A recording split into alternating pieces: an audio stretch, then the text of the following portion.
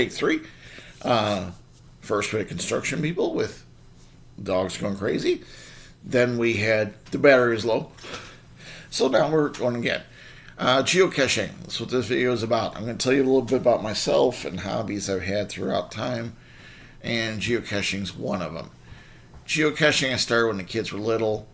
It's a great fun, get you outdoors, get you exploring, fun hobby, really fun. There are some drawbacks. If you go for the more difficult ones, you get mosquitoes. I ran into a snake one time. A couple times I ran into snakes. Uh, Ticks, all sorts of bugs anyway. But that's if you go for hard geocaches. Now, geocaching has been around a long time, started in Seattle. I call it a virtual treasure hunt because that's what it is. You're basically looking for things. If you join geocaching and you get into it, you might be amazed. There might be some right around your own house, which I'll tell some stories later. I'll tell this one now. Like there's one 4 blocks from me at dry cleaners. It's light pole cache, which are pretty easy to find. I'll explain it all in a minute. So I pull out the treasure, the little logbook, which you have to sign, and written long like it was a micro, which is a little like film canister size or smaller, and you pull out the little log and you unroll it. It's a really thin piece of paper. You just unroll it, and then there's all these little spots to write name.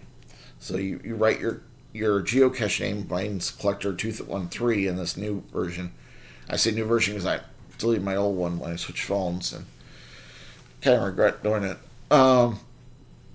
But you write your name and date you found it, and then you do the same thing in the log, which I'll show you, virtual log. Well, someone had taken the strip and wrote lengthwise across it, and is a muggle. Now you see your Harry Potter muggle humans. Well, that's the same thing in geocaching. They're humans or people who don't geocache are called muggles. So a muggle had taken the logbook after someone obviously went in it and wrote something like, "You don't know how stupid you look looking for this. I found it right after you left." And now it's become that log. Everyone wants to see it, but and that's it. You're supposed to not let people catch on. There's some you have no choice because there's a ton of people around. If you real hardcore geocachers will go on the next cache and leave that or cover for each other. They go out in groups. It's a great way to pass Saturday afternoon. If it's nice weather, you pick an area, you go, and you look for geocaches. Me and my daughter did it many, many, many times. So let me get into this and tell you how it is and how you can get into it. And this is free, by the way. There is a free version and there's a premium version. It's like little green, one over there, second from the side. It says geocaching. Open it up and it gives you. Oh, good. Stay on the last one I did. Because otherwise you'd see my house. Because it'll show you a dot where your phone is.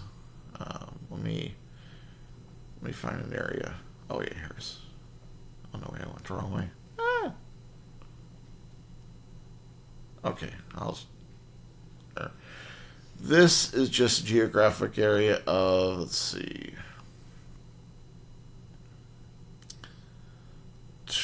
basically 20 by 10 miles. So it's a pretty big area, but those are all the geocaches. Now the difference is the blue is question mark, so it's a virtual. The orange is a multi-cache, which means it's like a real treasure hunt. You find one that leads to another, that gives you a clue to get to another. Usually they're in walking distance each other. The green, those are normal geocaches. The gray, that's for premium. It's $29.99 a year for premium. It's $250 a month, and I think I am going to go back to premium after looking at this again. So, but let's blow this up here. We'll load it back here. Okay, now you get to you can see more where they are. They show a street. And let's go to, well, this one's got 32 favorites, so we'll go to that one. Tie Me Kangaroo Down Sport. That's the name of the catch. 7.5 miles for me. 1.5 on the hiding, 1.5 on the terrain. They give you ratings. It's a micro, which is, like I said, small film canister. That's all given to you down there. So if you like it, you click on it. And it takes you. That's great. Navigate. Well, you first have the title of the geocache. And then you have the log. Logging. Once you find the geocache, you not only write your name in the physical log, you go here virtually and write your name. Hit log, and then they have choice did not find, which a lot we don't find. And then another one that you found that you signed, maybe make comment like thanks for the catch, because these are people like you and me putting these out. The top has the name, of course. It's got a registered number with Geocache.com. Who placed it? When was it placed? Like this one was placed in 2020, September 2020. How difficult it is, like I said, 1.5, terrain 1.5, and it's a micro. You can get description. Look at that long description. Let's see. This is my 50th hide, which means she's got 50 geocaches hidden. I decided to do a special musical cache. When you find the cache, you will know why this tile was chosen. It is hidden on my property with my permission. That's another thing. A lot of geocaches, if you ever hide a cache, you should always hide it in a public place or somewhere people can access. Like, there's a forest preserve around me, DuPage Forest Preserve. It's about 3 counties over. You have to register your geocache with them, and they give you a sticker and it says this number such is registered with DuPage County Forest Preserve, blah blah blah. Then she's got "Tie Me Kangaroo Down Sport" is a song written by singer Ralph Hars, and then she gives the whole 2 paragraphs about it. So that tells you everything you need to know. Sometimes there's clues in the description to help you find it. Sometimes this was last found, the activity. It says it was last found on March 20th, 2023. Attributes are recommended for kids, takes less than an hour. Message, you can message her. That's like if it gets damaged by rain or someone messes with it, leaves the cover open and everything's wet inside. You send a message to her because she's in charge of that cache. Once she puts it, like if you place one, you're in charge of upkeeping it. So you put something like, "Hey, the log's all wet." Then either she comes, dries it out, puts a new log in. By the way, all these are accessible at Geocache.com. If you want a log or whatever else, they sell them because the micro logs are a little like that wide, and they're rolled up because they can be in pill bottles, film canisters, whatever. Then you got a hint, and the hint just says "baby kangaroo." Okay, so you can only hit the hint anytime, but you like to look for geocache without the hint. So then we'll hit trackables. Trackables are, well, there's a couple trackables in that one. Well, that's weird. Sorry. Trackables are small items that they get a barcode and a number that registers them. You can buy those again off Geocache.com. You have to buy at least the registration. You can get stickers to register your own geocache, your own trackables, everything. My daughters and I had Disney characters, little cake toppers, because they have to be somewhere you can secure the tag to it. So we got cake toppers and put them through the arm, they're posed like that. So we got the dog tag types and attached them to the arm. And I picked a hard one. Mine wanted to go to Hong Kong. By the way, geocaching is international. So mine actually didn't make it to Hong Kong, but it made it to Paris. And sometimes people put, like, the first person to get this geocache to Buffalo or wherever, will get a prize. Message me and let me know, and then they verify it through it's logged in Buffalo and blah blah. Mine, I had Disney stuffed animals. I was going to give people. Nobody ever got mine to where they had to be. I take it back. One girl got one to Disney World. One of the first ones we did. But the trackables are a lot of fun. Now this one, usually micros don't have trackables. These two have trackables. This one has two trackables.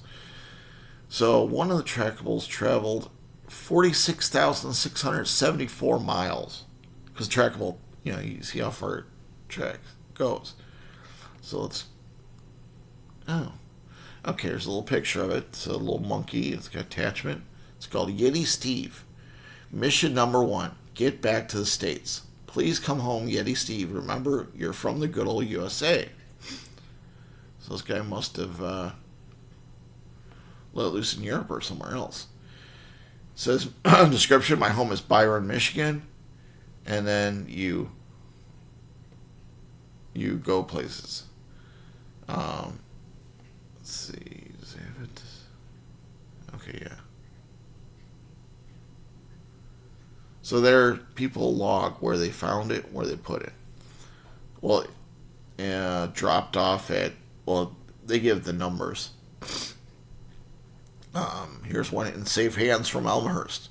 We'll release the next time I'm westbound. Have fun on your travels. Try to find. So anyway, you can, if you take a trackable, you log that you took it, and it becomes one in your system.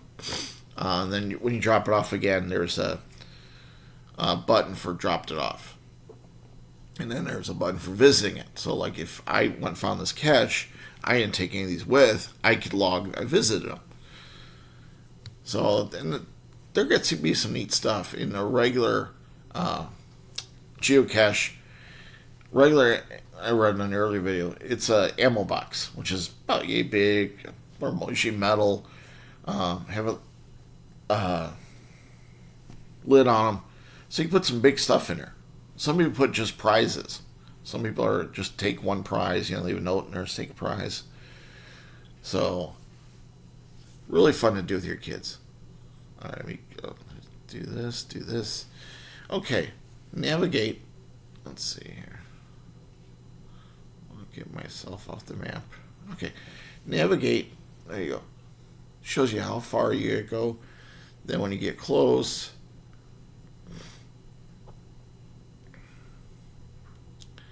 gets close, shows you where it is in the house. There's a house. Go by satellite view. And if you're going to do this, I suggest you start off with some easy ones. Ones that are favored a lot, like that one probably is easy. Start off ones and a half. If you want, there's lots of videos on YouTube for geocaching. In Europe, it's real big. But go look at some of those videos because some of them are downright scary. One was a 5, I think it's, or 4 out of 5, something like that. It was hidden in, it's been a long since I've seen the video, but basically I think it was a storm drain. So these people had to get down in the water, go in this pipe, this big 5-foot pipe, and it got smaller, to find this geocache. On the way, they videotape it all, of course. They have YouTube.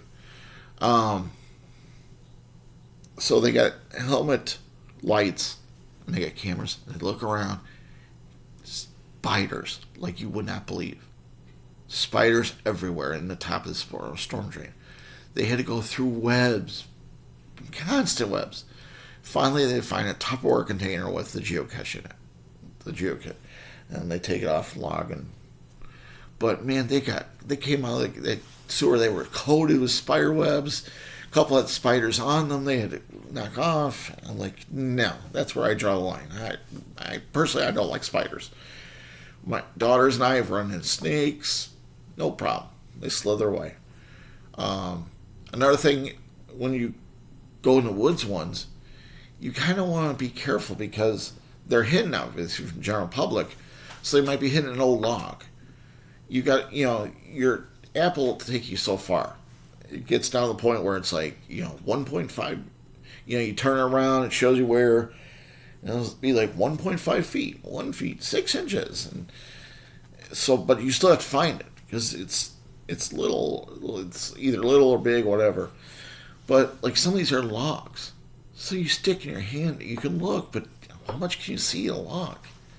So you might get bit every once in a while by some animal if you're not careful. I've been bit a few times. Like one was, I keep saying inside log because that's where I actually got bit like 2 or 3 times, I think, on that one. I reached in, I was just feeling in for it. I reached in, it was a nest of spiders. And I guess, I don't know if babies, adults, whatever, but like before I get my hand on it, two bit me and one third was still in my hand bit me. So now I'm more careful about reaching in logs. That was when I was early on geocaching. So you have your profile, which if you're premium, you can do your trackables, keep track of all that. You can send messages to other people. Premium, you keep lists. Here, let's show you the premium. Well, I may not show it to you, but all right, it's $29.99 a year, like I said. Both of them you get the basic geocaches. Both of them you get messaging. Premium, you get the premium only geocaches. You get advanced search, so you can search by the type you want. Offline maps, which means if you get in like the middle of the woods, your satellite, and you can't reach your phone, you're out of luck if don't have the offline maps. Lists, got to do your lists, and map type. You can do whatever type you want to look for. Some examples. Let me tell you about some of the quick versions. Look for geocache in Florida on a trip. I looked for these all the time on trips. I used to. Found it. It was a video game exchange. Believe it or not, there was like 5 or 6 video games in this Tupperware container, and you were supposed to take one and leave one. So I guess a lot of kids in the area search for those. Search for that one and would switch to video games. Couple of great ones. Me and my daughter went looking for one time in Crystal Lake, which is nearby us. One was on the back of a stop sign, a magnetic one. The best one, though, that I found, well, I should say the best, but one of the top ones of my. So we went looking for this place. It was on Side of Ace Hardware, on the roadside. So we're looking all over for this thing. I'll tell you the story about roadside ones too in a minute. We're looking for this thing. Can't find it anywhere. The search engine, whatever, your tracking thing, your phone says it's less than a foot from us. We can't find it. We're looking up and down. We've hidden in trees, hanging from trees, the small ones, hidden under rocks. You name it. People place them funny places, but we could not find this one. So we're searching for like probably 15 minutes or so, maybe even longer. And there's this electrical box. It's just a metal box, And I'm like, I wonder, because I've seen people do fake, whatever. And so boxes here, looking around this part of it, looking around the sides, looking around nowhere is open, And then I happened to look. They had 2 labels on one side with identifiers over the box. That whatever box number, or one you could tell from the side it was a sticker. Next to it It was a magnet. Pulled off the magnet. There's log glued to the inside of the magnet. It was a magnet that made it look like it was a serial number for the box, and placed right next to the other one. So if you didn't know better or you didn't look, you'd assume that was the serial number. Roadside, there's one just down the street from us, supposedly. It's a micro. It's at a right turn only. It's a desolate, not desolate, but a less used intersection because it goes into another town. So, me and my daughter had been looking for that thing. We've been there 4 or 5 times. Every time we're like, we're going to find this thing. We're going to find this thing. We got to park, it's country road, so there's nowhere to park. So we park on the side of the road, and we're looking. And, we look down near grass, near the curb, stuff like that. And we're looking, and we're moving weeds and leaves and whatever. Never fails. Out of the 5 times we've been there, probably every time, sometimes multiple times, people slow down, open the window. Can we help you find something? Can we help you look? What'd you lose? So it's funny. But that's because, the great muggles. Another great one, which I think I shared in a video, which got me on this geocache thing, was Gerald Ford Memorial Library has one outside. And I was looking for it, and I had my phone, my battery's almost dead, and I'm in dress clothes because I'm coming from a convention. And I can't find this thing. It's the usual within a foot or whatever. And I'm looking, I can't find anywhere.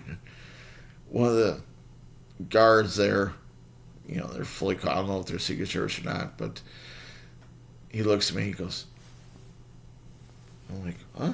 He goes, so I look down, there's a rock, or a sprinkler head. And I'm like, so I go over, the sprinkler head was phony. Popped it up, got my geocache, but there's people around, but once you do what you do and don't draw attention to yourself, people usually don't pay attention. So I put it back and I walk over to him and I said, thanks, I appreciate it. He's like, no problem. He goes, you should see how many people we see walking around looking like idiots looking for that thing. So I laughed. I said, yeah, probably a lot of them. He goes, but not too often someone dressed up in business clothes. I'm like, yeah. I told him where I was coming from and stuff. So some of the run-ins you have, and you'll have them. If you go geocaching, you'll have the run-ins with police. Some police understand geocaching, some don't. Some never heard of it. So I go to one, and it's a light pole cache. I mentioned light pole caches earlier. Next time you go to a supermarket or anywhere that's got the big light poles, they get concrete base and light poles in them, and it goes up. Walk over to it. 9 out of 10 times, the base will slide up. Just the way it's built. What it is, it's empty. The base is a weather protection for the bolts, because when you lift it up, you'll see the bolts that hold the light into the concrete. And, the rest of it is a lot of space. So, you lift it up, and your geocache is there. It's usually a pill bottle, because people don't have film canisters anymore. So, I did this one. So, I lifted it up, found it, and I didn't pay attention. I looked, got it. And what I do with those is if I can park nearby, I'll take it in my car and fill it out and put it back. So I filled it. I think I signed it first, put it back, going to get back in my car, squad car pulls it behind me. Lights going. Sir, come here. Yeah. What's up, Lesnar? What are you doing? Geocaching. What's that? And so I explained the whole thing to him. He's like, you mind showing me what you just put back there?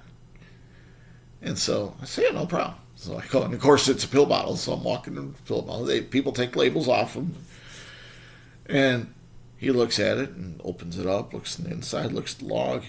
Okay, it matches what you said. And he goes, "Oh, this is a game, huh?" I said, "Yeah." I show my app, and they're hidden all over, and this is what I'm looking for. "Oh, okay." He says, "Well, this is a high drug trafficking area in this mall, so we thought you were picking up some drugs or dropping something off or something." And I'm like, "No, no."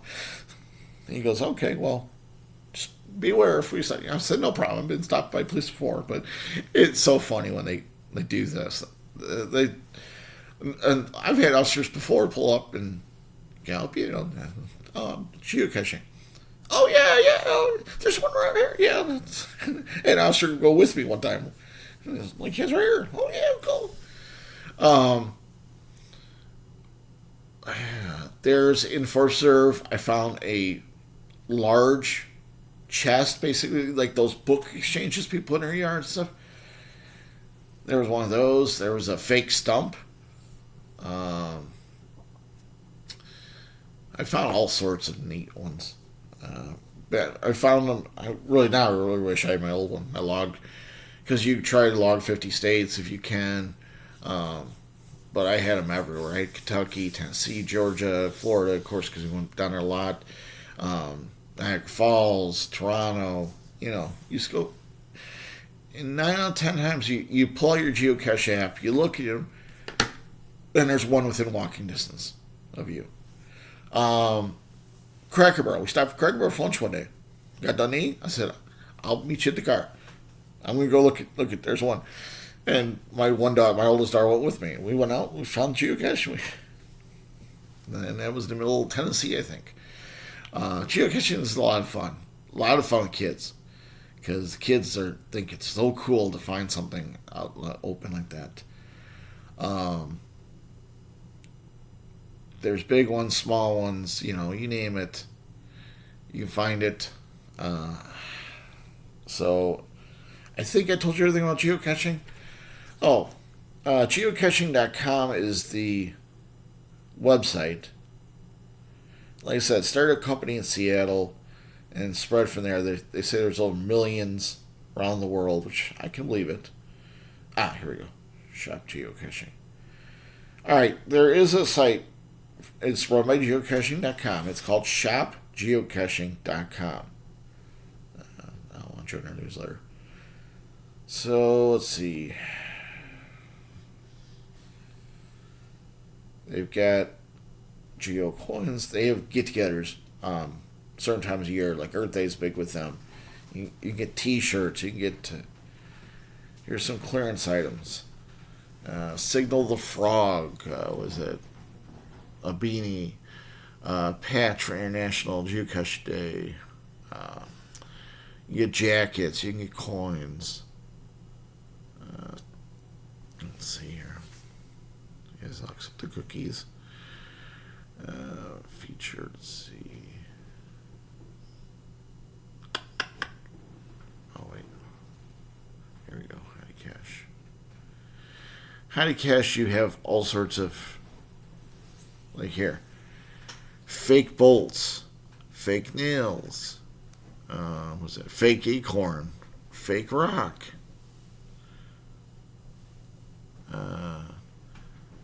Here is a fake. Oh God, these are new since I've been in geocaching.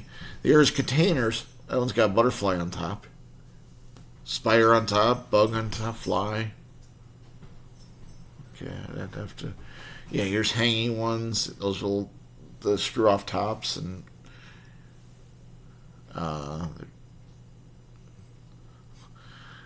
they have a golf ball. You can put a golf ball out in the middle of nowhere. But those are all different. Those are nano caches. Let's see here. Oops, not too far. Cache. Larger catch. Okay. There's kits, there's big containers, there's like a Tupperware container. Just so you know, you can make your own out of a Tupperware container. You don't have to pay $16.99 for one. But oh, these are here you go. Click on this. This is a small green camo. So you get the sticker. It says official catch. You get a couple dog tags for your 1-2 trackables. You get, I guess that's stickers for more trackables. So, a coin. So that's one thing. So I'll show you. Travel bugs. These are travel bugs. They come actually on the dog tag with the item. So you can use that as trackable. You can use tag. Here's tags you can attach to your item. You can buy tags. Oh, they got different country tags. So all sorts of stuff. So you can actually shop for stuff, but yeah, it's a lot of fun. It is a lot of fun.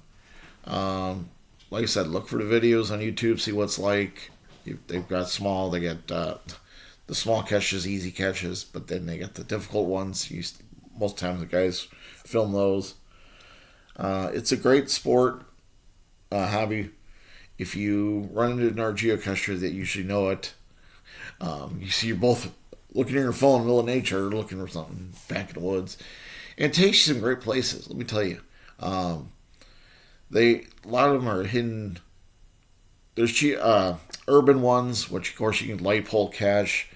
They have holes for premium. There used to be lists put out. Like one by our house, we got a huge road, last shopping, the usual. But along that road, there is 30 geocaches on one list. And it's called the Along Such Road list or whatever. But it takes you 10 miles. But there's 30 geocaches in the 10 miles. Most of them light pole caches. But it takes you forest preserves. It takes you off the path. Those are the ones you got to watch out for getting bit. I used to have bug spray. I used to have, when we went, I had a backpack that I carried with me. It had bug spray. We had we had mosquito spray. Alone, we had tick spray if we knew we were in bad tick area.